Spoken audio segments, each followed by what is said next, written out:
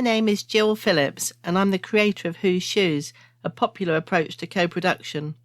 I was named as an HSJ 100 wildcard and want to help give a voice to others talking about their ideas and experiences. I'll be chatting with people from all sorts of different perspectives, walking in their shoes. If you are interested in the future of healthcare and like to hear what other people think, or perhaps even contribute at some point, Whose Shoes Wildcard is for you.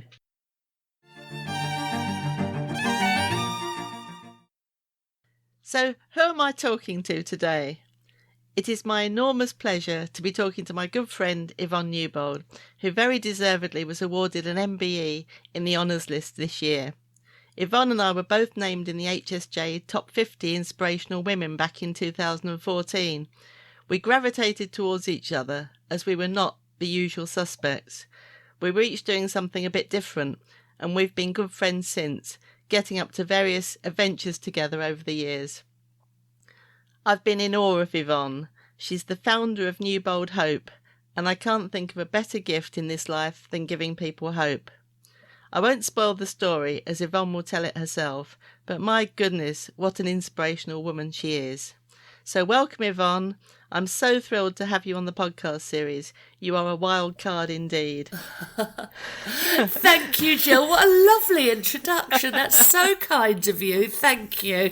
And I hope you know that I value our friendship every bit as much as you do. It's been wonderful to watch all the work that you've been doing over the last 7 years. Can you imagine? It's 7 years since 2014. Goodness, where does the time go? And I think we probably knew each other a bit before that. But yes. That was when we were actually thrown together in a room for the first time.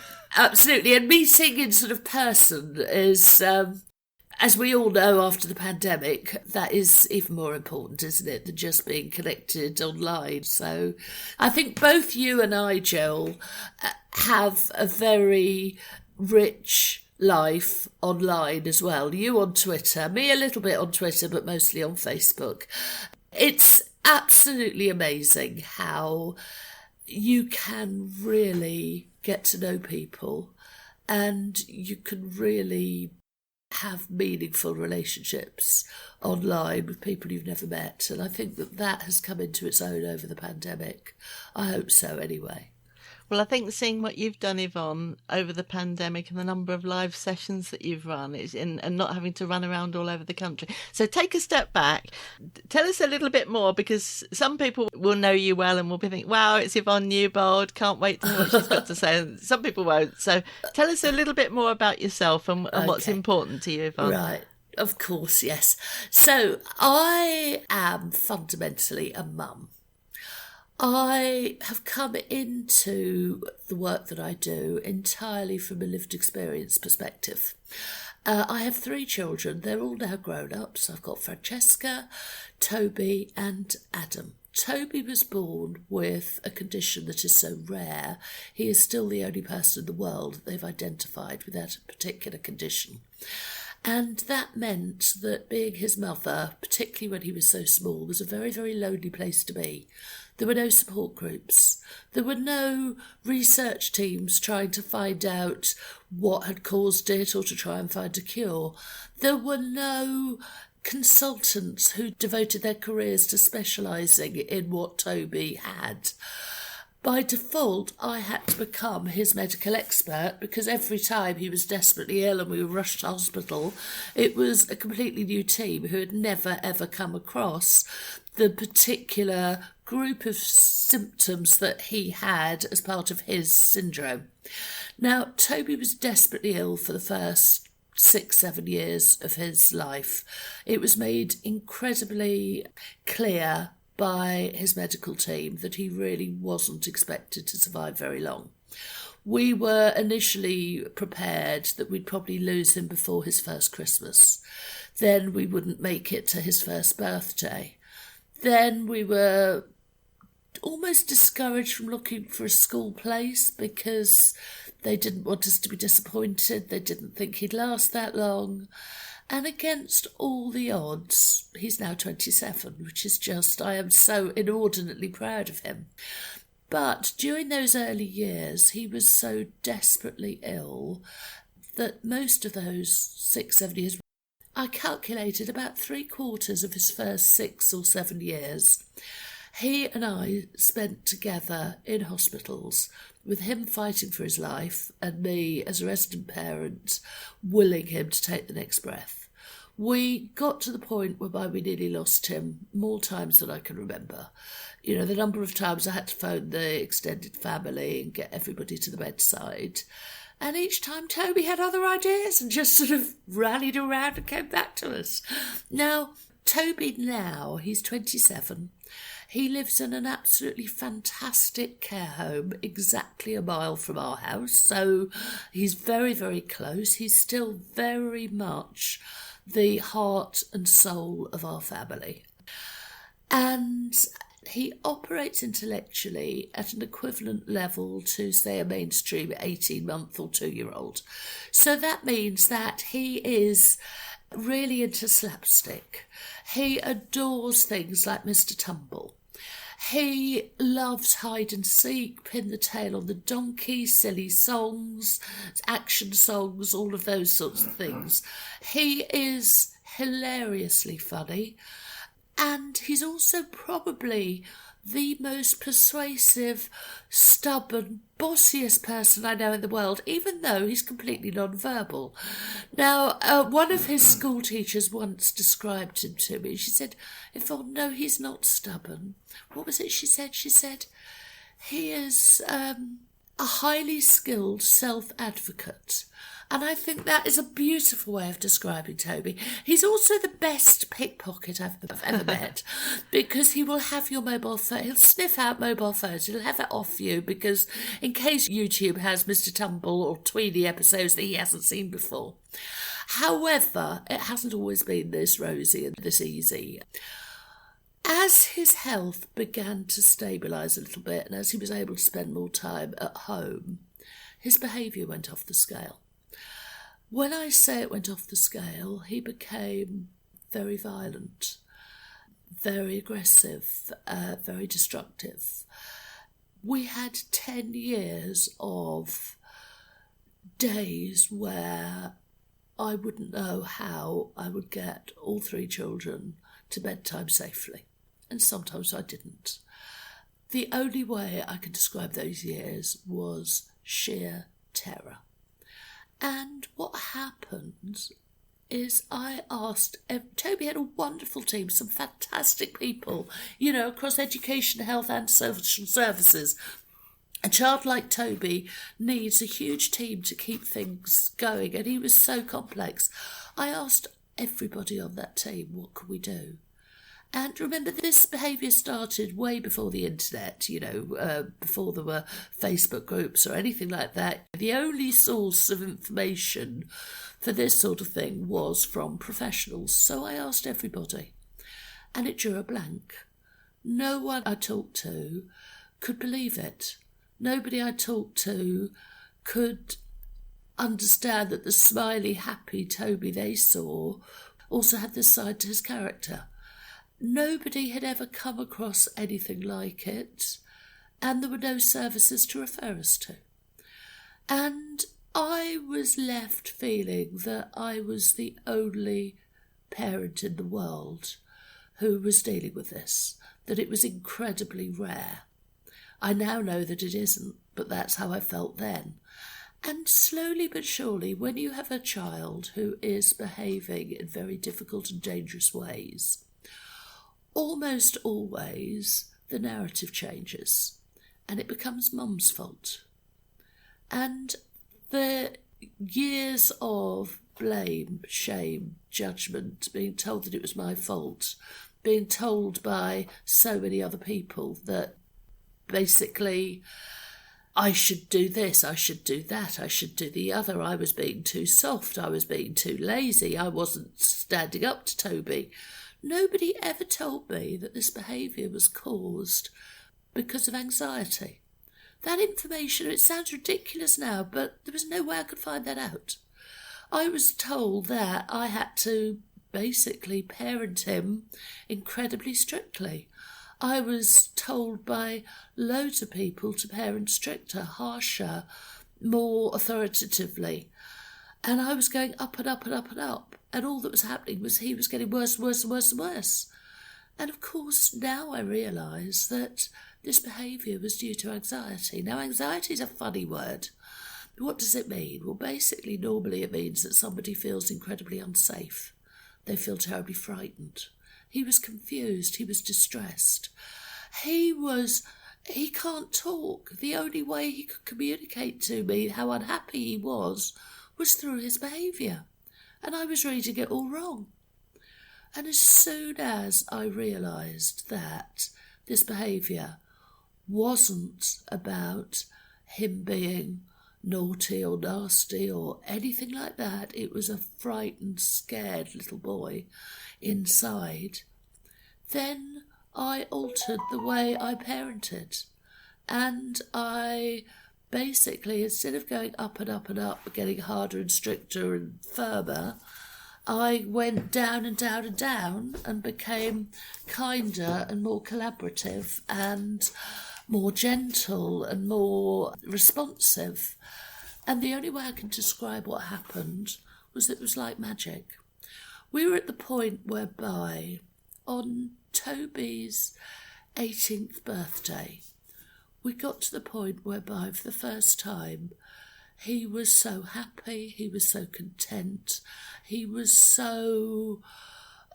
just comfortable in his own skin, and he was such wonderful company to be with that we were able to have a party in a church hall for 200 people.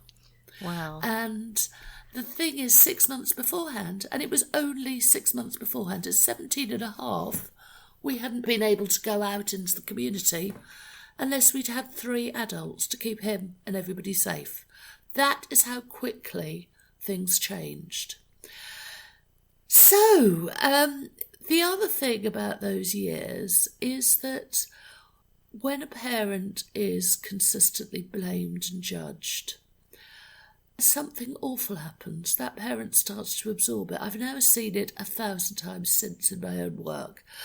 Parents absorb it, they start to believe it.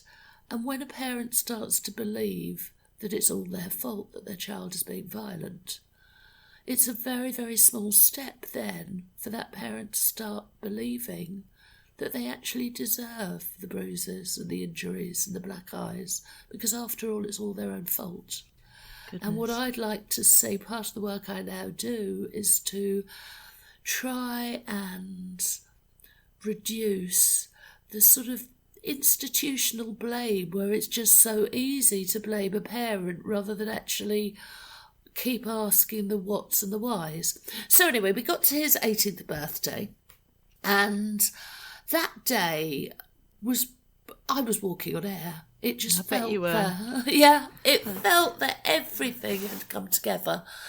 We'd been through so much with nearly losing him, all those awful years when he was so desperately ill in hospital, then all those really terrible years of difficult behaviour, and now I realise that all behaviour is a form of communication. Things were really good. At that party, he was going around hugging people. It was like birthdays, Christmases all together. It was like winning the lottery and the marathon all on the same day. And I was walking on air and I just felt, right, okay, we've got there, we've arrived, our family, great, wonderful. That was on the Saturday, and we were still euphoric all the way through until the Thursday, when completely out of the blue, literally 5 days later, I was diagnosed with bilateral breast cancer. Oh my goodness, was that the timing, Yvonne? I didn't realise that. It was the same week, yeah. Goodness. And it was like the universe was thinking, right, okay, how can we, oops, they're happy, we better do something about that.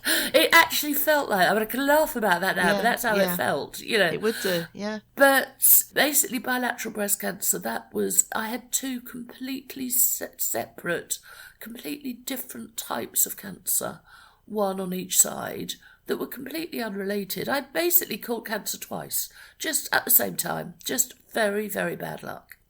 So I had to have chemotherapy, radiotherapy, 3 lots of quite radical surgery, including mastectomy. And, you know, things weren't great for sort of 8-9 months throughout all of this.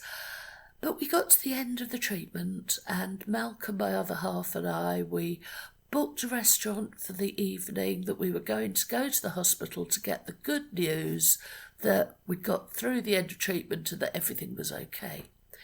Except that didn't happen. There was a different narrative in the room. I knew there was something wrong because the head of the team, the professor, was actually in the room, and I'd never met her before. And she basically told me the bottom line, that treatment hadn't worked. They'd now discovered that my cancer had progressed into my bones, and that the goalpost had completely changed, and that my cancer was no longer curable. Because of Toby, I needed to know the bottom line. I needed to know, how long have I got? And because I knew that I was going to have to make some pretty tough decisions about Toby.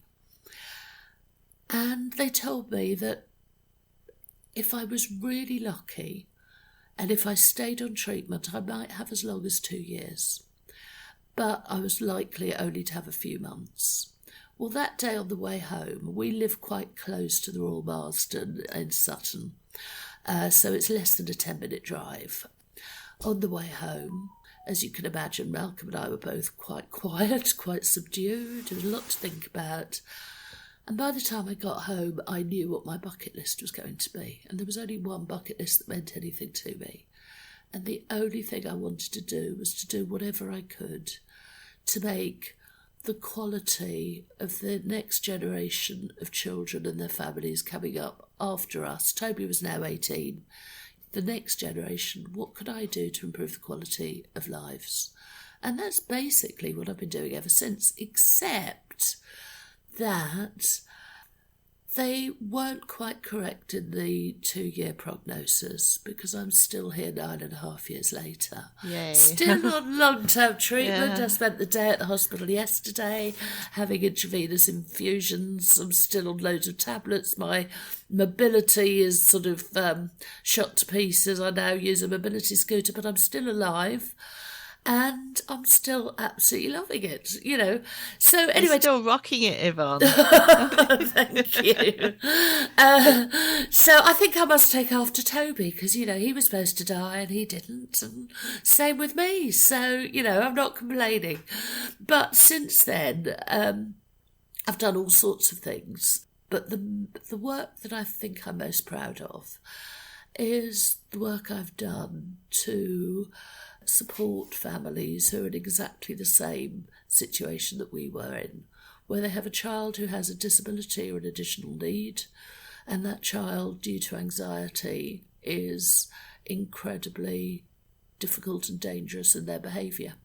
Well, if I can just say, I've been watching that journey in awe, because honestly, the scale of that, in terms of, I know we've talked about like the starfish story, and if you could help one family, well, that's true to a large extent of lots of different things, but to help one family to that extent that you're literally turning around a family from being scared and, with very good reason, with violence and so on, to actually having a happy family where people enjoy their lives. And if you could do that for one family, that would be amazing. So the work that you've done, Yvonne, where you've done that for so many families. So tell us more about that. Okay, thank you.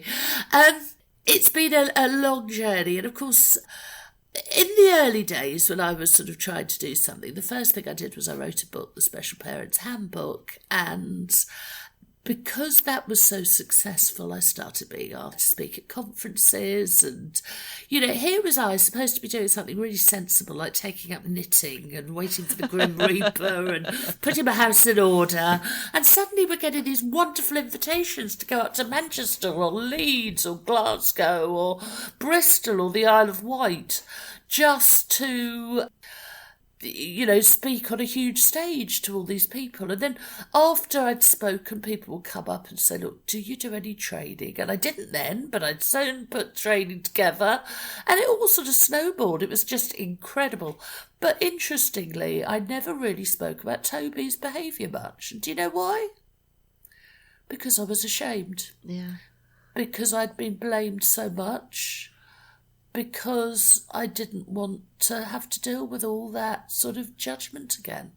Because it's a taboo subject. It is. What goes on taboo. behind closed doors. Yeah, absolutely. Anyway, I was then invited to take part in a BBC Radio 4 Woman's Hour broadcast, and I was so excited. I mean, going on Woman's Hour, that was a bit like, my other half Malcolm being given a call by Gary Lineker, say, look, I can't make match of the day, can you present for me? Instead, it was that sort of, it was like a wow, it was like, woo, I'm on Woman's Hour, and I was like a little kid, I was really, really excited. But they were basically, Jane Garvey is an incredibly talented broadcaster. And she takes us into the studio. The lights are off. We were encouraged to kick our shoes off and totally relax. And she asks me a question, and I had no option but to answer it authentically and honestly. Oh, is that how it happened? Yeah, that was the day that it happened.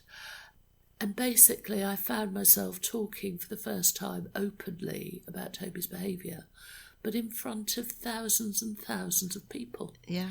Well, we came off air. We were walking back to the car. I turned my phone on, and my phone just kept going ping, ping, ping. And to be honest, I thought it was going to be my dad, because my dad and Toby are each other's favourite people in the whole wide world. That's nice. And I thought my dad was going to be upset that I'd told the truth about Toby. I thought it was going to be, Yeah. So I didn't look at it at first, but it was just pinging and pinging. So we got back in the car, and I finally was brave enough and looked at it. And I must have had 40, 50, 60 messages across social media from total strangers. And I started opening them. People were saying thank you and sharing their stories. By the end of that day, I'd had well over 100. By the end of the week, I'd had 300, and they haven't stopped coming since. And that was 4.5 years ago. And that day I knew I had to do something. And I had never really pulled together an event. But I was in shock that we weren't the only ones. I was in shock that so many people, and some of the stories they were sending me were so harrowing, that I thought, right, okay, we need to bring these people together. We need to listen to their voices. We need to find a way of doing this better. So at the time, I was already doing quite a bit of work with NHS England, so I talked to some of the people there, and they said to me, Yvonne, you've got to do this, we can't. And I didn't understand that then, but I can now see it. Basically, some things have to be parent-led and community-led, and it was for me to sort of bring people together.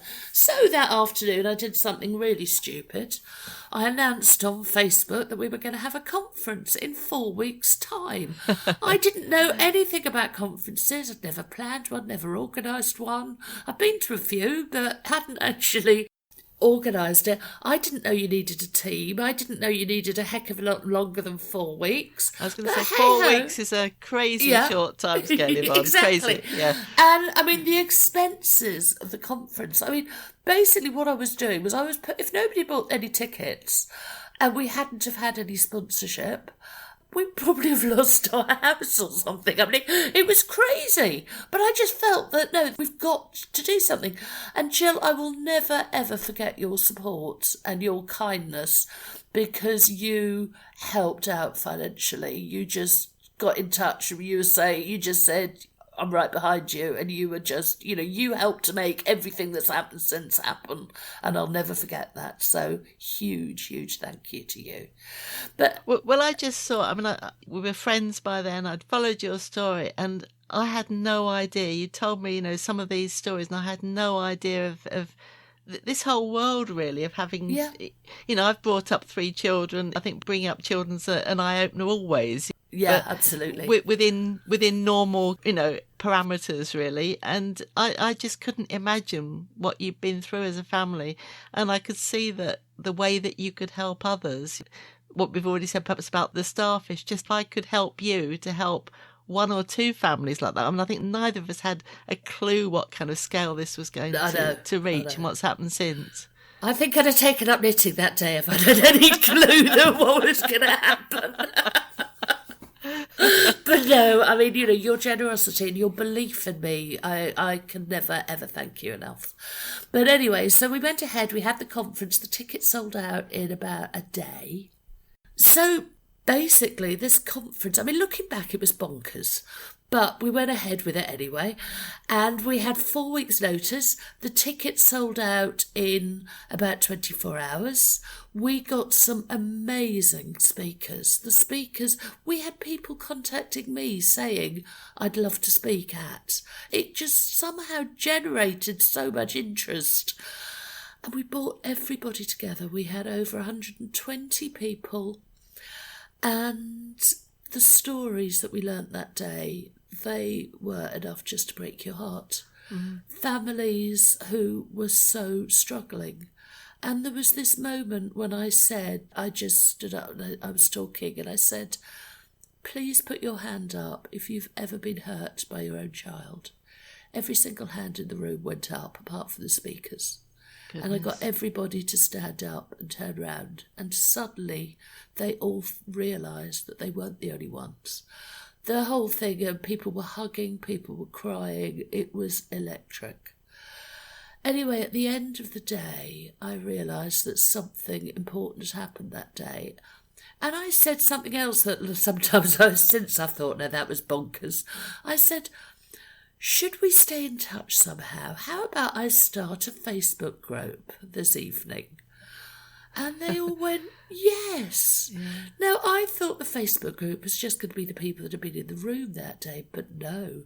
What I've since found out is that children and adults who have got some sort of disability or additional need have about a 50% chance of having at least some aggressive episodes, again, due to anxiety. It's the fight and the flight. They have no control. These aren't behaviours that they're choosing.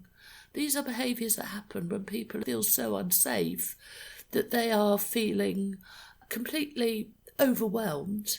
And in that moment, those children feel that they don't realise that they're hurting mum or dad. In that moment, they actually believe that they're fighting for their very survival.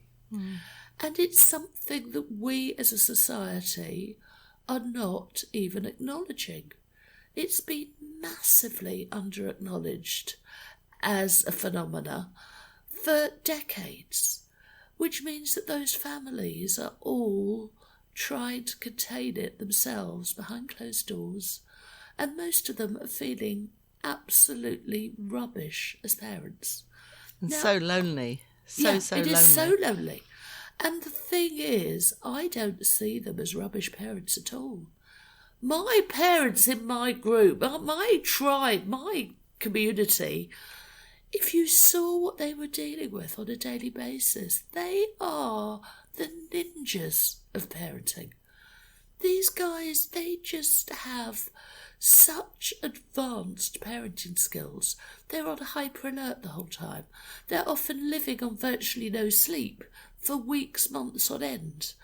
They're able to jump in to avert crises and to prevent injuries at a moment's notice, and they spend all day lurching from one crisis to the next.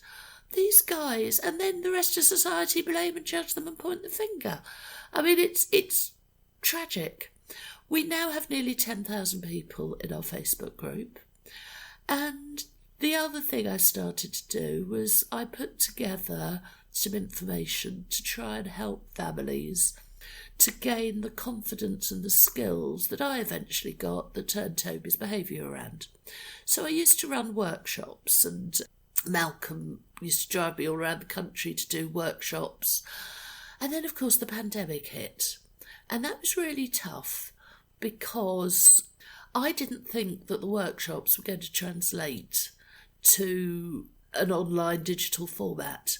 I was very frightened that some of the material that I was talking about, some of the really heavy-duty emotional stuff that we tackle, we were in a pandemic, people were very anxious and very frightened anyway.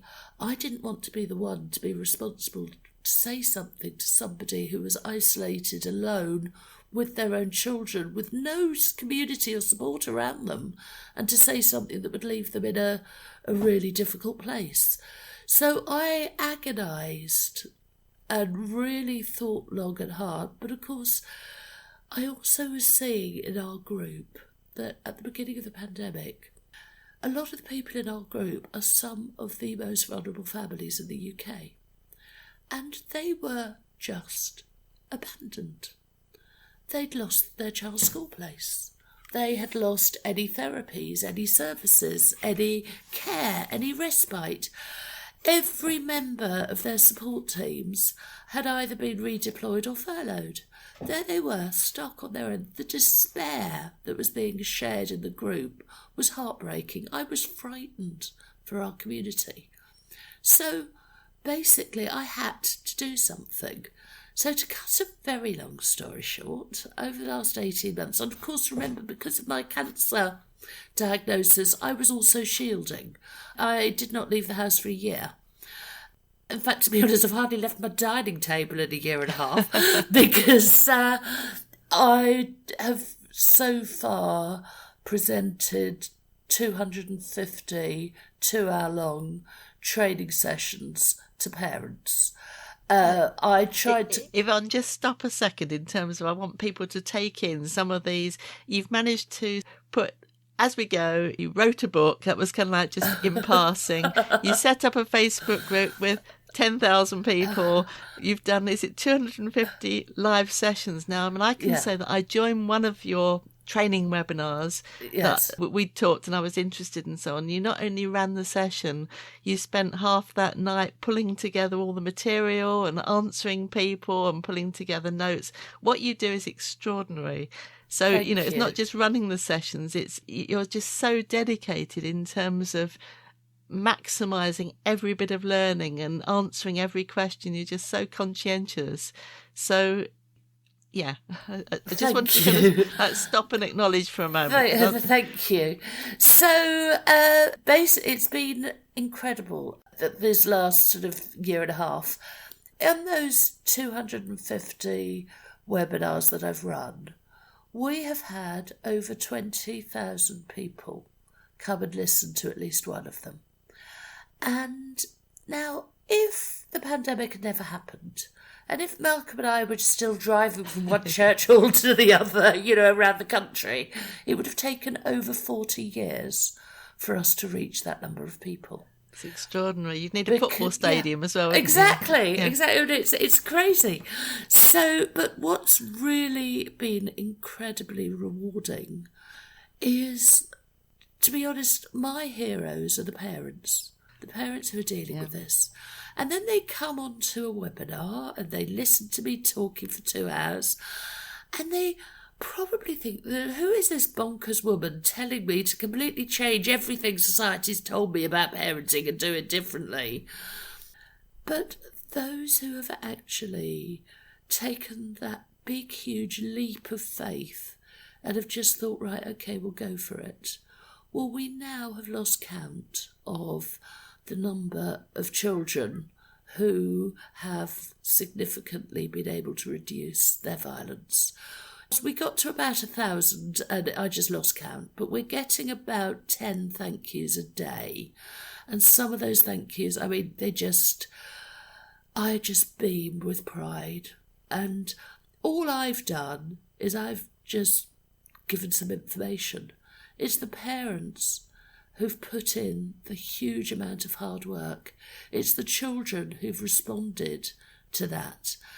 And the thing is, I look back and it's my own family and my children, I will never ever be able to replace those 10 years of their childhood for them. It's not just the child, it's also the brothers and sisters. And what this work is actually doing is it's giving families hope. It's giving it's taking a child off a trajectory that otherwise might lead straight to the criminal justice system or straight to one of these awful closed, locked psychiatric units, the ATUs, the ones that are often in the press. This is giving those children a real chance of a hopeful, happy, productive, wonderful future ahead. And it's also giving their brothers and sisters the same. And it's giving their parents peace of mind so that they're no longer worried about the futures. So I'm inordinately proud of all those families. They've done the work. All I did was point them in the right direction. So, they are amazing. And I'm just absolutely astounded. And then, of course, loads has happened since because of all of that. So we've got even more plans that have happened. But what I tried to do with all of those during the pandemic was I tried to make them as affordable as I possibly could. So the first year or so, we charged £2.50 for somebody to come to our webinar. But as well as that, all anybody had to do was to write to me and they got a free ticket if they really couldn't afford that.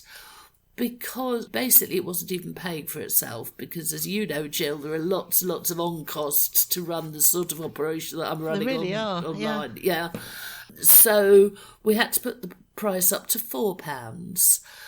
But we're now moving into doing more longer term things, so that basically what we want to do is we'd love families still to have us to reach out to in 10, 20, 30 years' time. Yeah, we'd love to do something now that will make us sustainable so that we can become much more firmly established, both financially and organisationally. And that's the work that I'm really focusing on right now. So it has been amazing, but there's still a huge mountain to climb to get there. So, yeah. I think you're telling the story so well, because you can see the different steps, and for you to come out with something like, all I've done is just give some information. I mean, obviously the listeners to this will know that isn't an all I've done or a jest. It's amazing. But, you know, the way you tell it in terms of giving credit to the parents, and for them to be able to have the courage and to try something new and so on. And the results that you've had is extraordinary. And I think the challenge for all of us with doing something that's perhaps tied in, you know, what you do, what I do, perhaps a bit too much with one person. So what happens when that one person isn't there to continue it, to make things, to use the buzzword, sustainable? So I was incredibly excited when you told me your news in terms of a massive breakthrough. I mean, that's what it is really, isn't it, in terms of how you're going to make this work sustainable. So tell us about that. Oh, it has been so exciting over the last 3 months. We have been given the most amazing opportunity. The only way I can describe it is that this falls into the dreams come true category. As you know, I do an awful lot of work on Facebook, and I think our Facebook group is really the sort of heart where everything, all the other work that I do comes from. And in the world, there are, I think it's 620 million Facebook groups. Now, obviously, some of them are sort of emotional, difficult matters, that, like mine. Some of them are village notice board type groups. Some are bird watching, you name it, and there's a Facebook group for it. Facebook themselves want to invest in the groups that they felt were making the biggest social impact within their own communities. And there was an application process. I applied way back in May, and it's been incredibly tough to get through it. But basically, Facebook have selected 130 groups throughout the world out of 620 million. So a tiny, tiny fraction. Tiny.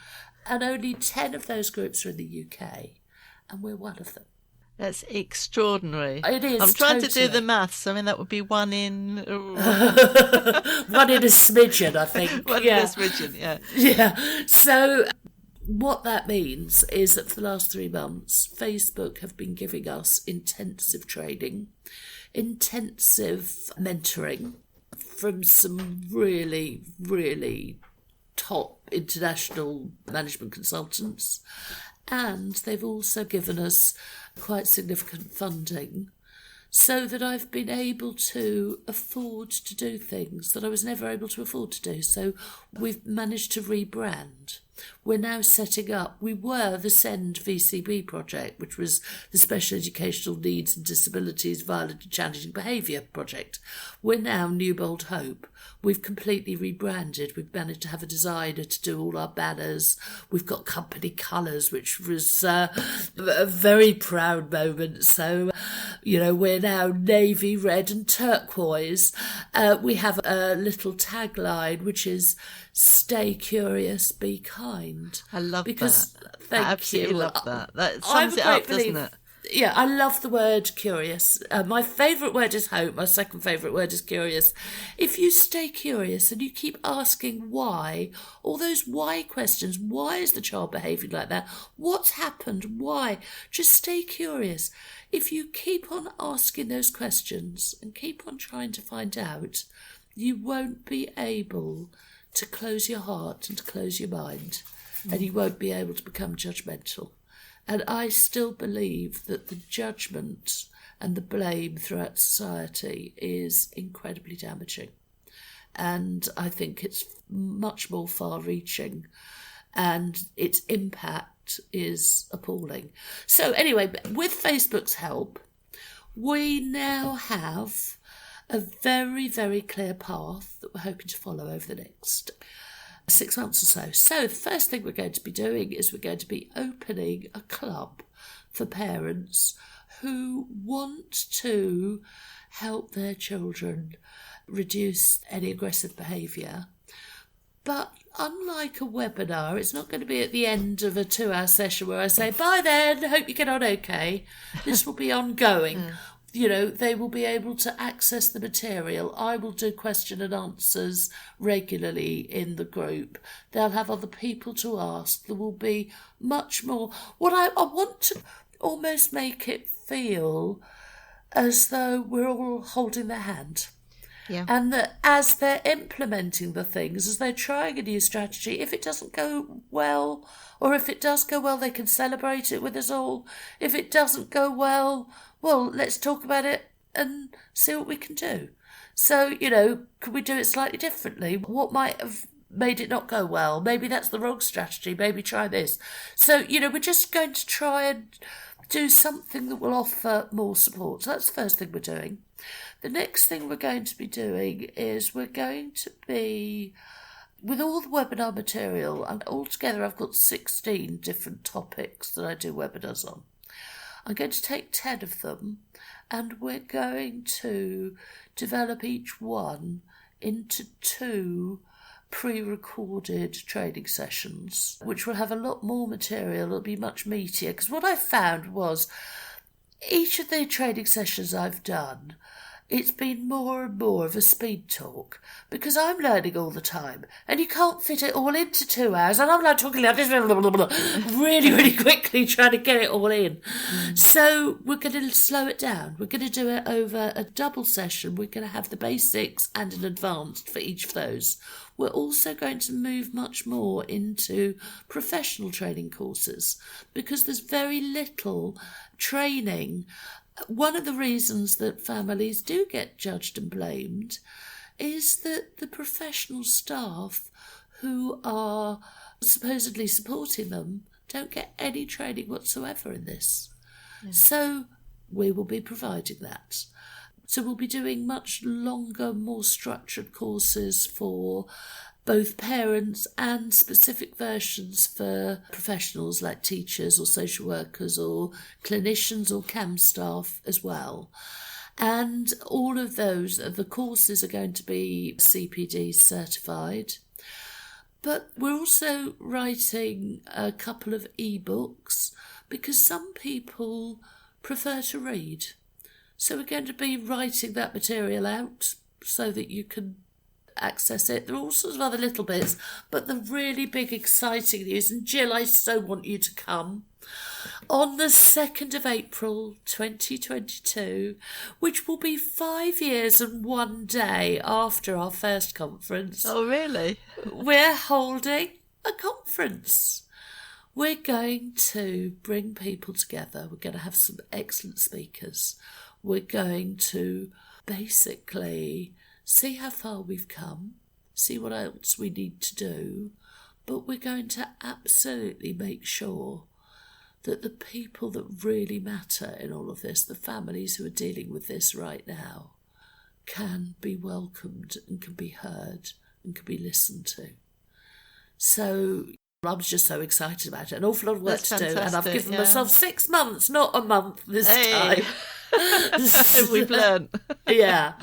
So, we're doing it properly. It's in my diary. If you'd like me to come, I'll be there. Oh, you will be guest of honour, because, Jill, quite frankly, if you hadn't helped me out it will be nearly 5 years then. If you hadn't done that, then we wouldn't have been able to get to where we are now. So thank you. Well, I'm just so proud that I'm proud for myself as well, to be honest. That's made a difference, because that's what we're trying to do, isn't it? And neither of us knew where it was going, but it's only because of your dedicated hard work and that bucket list, that one thing. Yeah. Just think about it. If you could rewind 5 years ago and have been told that all of this would happen, and now the things that you've just summarised, and of all the things you said there in terms of webinars and so on, I think the one thing that I liked the best was to slow things down, because I think the danger for all of us is you've got so much to say and so much to do, but this topic feels as if it needs peace and calm. It's what you're talking about, isn't it? So for you to get that opportunity, and for parents to be able to, and to have that incredible support in terms of, well, it's not just the theory and I've tried that and it didn't work, or it didn't work very well, stop. It's to keep those conversations going and to be able to support people in that way. I think it's just phenomenal. I suppose as well what I've learned, and it has been a huge learning curve for me over the last few years, is that I tell you where the starting point is. The starting point every single time is in working with that parent who normally arrives in our group crushed, broken, feeling like rubbish, to help them to start feeling good about themselves, to help them to understand that no, this was never their fault, and it wasn't their child's fault either. But there's lots you could do about it. Because the thing is, for a parent to be able to put in the consistent work to support a child to turn around their behaviour, they are going to need to be at the top of their game. And yet all the judgment, all the blame that they will have had, often from professionals, from schools, from social workers, from CAMS, from neighbours, from people in the Tesco car park, to their own extended family, sometimes their own other children or their own other partner, their own best friends. They will have had so much judgment and blame in almost every circumstance. That's what we really need to stop, because that does so much damage. And how does it help a parent for me to say, oh, you're a rubbish parent, you're not any good at this? How's that going to help that child? Because surely we're all better people, better parents, and everything gets easier the better we feel about ourselves. So my first job is to try and make parents feel better about themselves and try and help them to be a little bit self-caring and self-forgiving. And from there, well, the only way I can describe some of the stories that I hear is it's been like watching magic happen every single day. And it is just incredible. And I always felt that if Toby could turn things around with his intellectual capacity, with the fact that he is non-verbal, with his huge range of different impairments and disabilities, well, if he could turn it around, I think anybody can. And I think we've proved that again and again and again and again.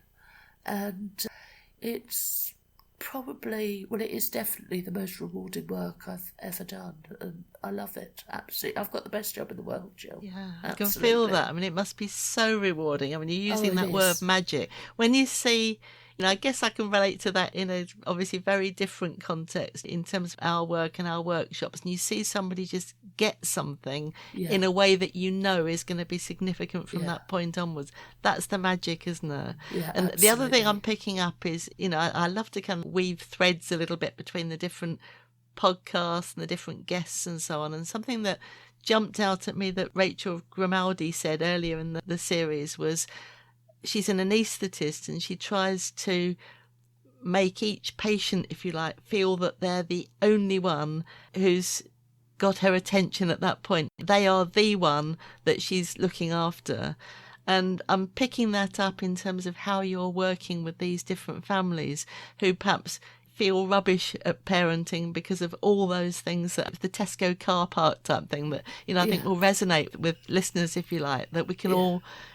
I remember, Yvonne, my eldest child, whenever he was playing up, we'd bump into the same woman in the village. Always, absolutely always. And I don't know what makes that sort of stuff happen, but I felt just such a rubbish parent because that was kind of like all she saw. And you want to say, it's not like that. And he's, he can be really nice, So for you to be able to give those parents that belief and that hope, you hope and be curious, Yvonne, stay curious. It's amazing. Thank you. And what's wonderful as well is how the group has evolved. It used to be that I was the only one that had to go in on each of the comments and say, look, try this, try that, try the other. Now, there are so many people that have been through the webinars, through the training, that have read all the other material that I've written and produced and what have you. There are now, if somebody says, oh, this is happening, immediately loads and loads of people are able to offer the same sort of help and compassion because we've got so many success stories in that group. Occasionally, a mum or a dad might drop me a line and say, look, Yvonne, I'm leaving the group. Don't want you to feel that we're abandoning you, but to be honest, we don't need it anymore. So I always write back and I say, no, you're not leaving, you're graduating. Yes, it's a lovely expression. We actually do a little post when we know about somebody's leaving. We actually do a little post and we congratulate somebody for actually graduating because they don't need us. That, wouldn't it be wonderful if there was nobody in the group because nobody needed us? That's the ultimate, isn't it? Yeah. But I've done the maths based on the research that I found. There are two pieces of research I found. One was from a team in Missouri, I think in 2013, who looked at 1,800 families. All of those families had a child who had an ASD, an autistic spectrum disorder diagnosis, and they found that 56% of those children were at some point physically aggressive. Now, it's not because those children are autistic, it's because those children, because they're autistic, have much higher levels of anxiety. And often within our society and our medical teams, that anxiety goes untreated, even unrecognised. In Ireland, the following year, in 2014, they looked at adults who had a learning disability. And in the group of adults that they were studying, they specifically looked at 3 different types of aggression: physical aggression, aggression towards property, and aggressive language. And the rates ranged between 49% and 63%. So again, just over the half mark. Now, if we extrapolate that and look at the number of children in the UK, it probably means that today about 250,000 families are facing this, totally unsupported, totally alone, and with no understanding from anybody, no training, no nothing.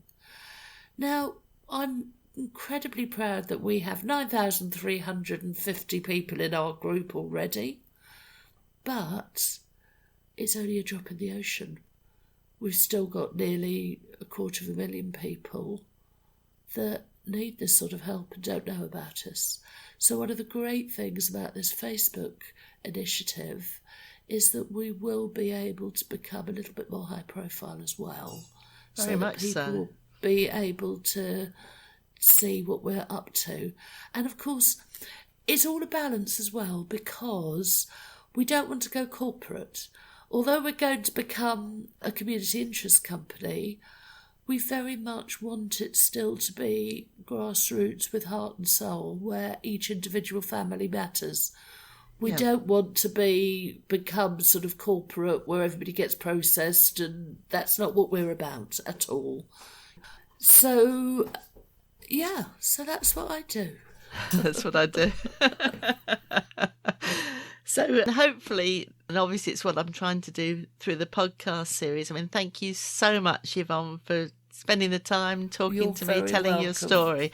But hopefully the podcast series can itself help build those networks and get your story out there. I think the fact that you've taken the time to explain, where your work came from, obviously with Toby, and then the challenges and how you've tried to do it in certain ways and started small and worrying that it wouldn't be sustainable, and then suddenly getting this incredibly exciting injection of everything really from the Facebook community. And then one thing you haven't talked about that I've been fascinated, the other amazing people that you're meeting. Yes. Oh goodness! I'm in awe of the other 9 people that have been chosen for the UK cohort. And can I do a quick shout out to all of them if I can remember them all? And I'm just going to have to come out with all 9 of them, right? Okay. Victoria, you rock with Get Your Belly Out. Neil, I love you to bits with Delegate Wranglers. JD, Black-owned economy, you're doing fantastic work. Kelly, your work with women in research is just absolutely inspiring. Louise, food teachers, putting healthy food on the map for the next generation of kids. I mean, you can't even put into words how important that is. That's 5 of you. Joe, solo female van life, that is just wonderful. Women who are living in vans, travelling and having adventures all by themselves, that is just fantastic. Iolo, with your fashion, I love you. I just amazing. Claire, now Claire is you just rock, Claire. You are the coolest person I know. Claire started a Facebook group for parents at the beginning of lockdown, and within about, I can't remember, it was about 4 or 6 weeks, she had over 1 million people. And it's gone huge. I mean, she's just absolutely rocks. And Nafisa and Nargis, I adore you. I love the work that you're doing with the Muslim mamas. And all the work that you've done for cancer awareness. It's just, this group of people absolutely rock. You ought to have all of them on your podcast, Jill. So I'm feeling a whole different life coming on, because I now want to know about all of these people. And I'm sure one or two of them might be future podcast guests. Yeah, and also, I'd also love to shout out to Catherine, Hendrik and Mathilde, who are the fabulous coaches and trainers, and also to Shayla, who works for Facebook and has basically just believed in me all the way through, and even when I haven't. All of them have just been fantastic, They're helping us put this on the map, and it's just brilliant. So that's amazing. So, I mean, obviously, if you send me any links, I can add those into the programme notes and so on, so that, anyone who's really interested could look up and find some of these people, or however you want to use it, really. Lovely. Okay, well, give me a couple of hours and I'll put some links together. And I can put links to all of their Facebook pages if you like. Whatever you like, that'd be fantastic. Yeah. So, Yvonne, I'm so glad you had a chance there to give a shout out to your amazing people at the end. Do you think there's anything else that, we'll be gutted if we've missed out? I tell you what, yes. Can I make another shout out? Yeah. Right, okay. I have got 2 amazing colleagues who work tirelessly to help me make the page what it is. They are Snow and Amanda. You both absolutely rock. I adore you to pieces, and thank you for everything you do. There are other people involved too, and there have been other people all the way through. We've had some amazing people on our team, and people dip in and out of it. But the thing is, everybody who helps with this work comes from the same background I have. Everybody has joined the group in a desperate state, has made things work, and then they join our team to help make it happen. And so we've all got lived experience, and I don't think it would work without that. No. It's so authentic. Yeah. Yeah. That's it, I think. Okay, so thank you so much, Yvonne Newbold. We've broken all our rules. We don't have any rules. I just said to Yvonne before this one that, with the series generally, I'm trying to keep to half an hour. This one was never going to be half an hour because it's just such an amazing story. And I think to put it together with all those different elements so that it makes sense to people, hopefully it'll be a valuable resource that people can really understand what you're doing and why, and how we can spread it out so that all of those, how many families was it that you want to reach? I want to reach 250,000 in the UK. So who on this call can help Yvonne do that? Because that's really what it's about, reaching all those families that magic is potentially there for, but not at the moment happening. Let's do it. Thank you, Jill. Thank you, Yvonne. I hope you have enjoyed this episode. If so, please subscribe now to hear more of these fascinating conversations on your favourite podcast platform. And please leave a review. I tweet as Whose Shoes. Thank you for being on this journey with me, and let's hope that together we can make a difference.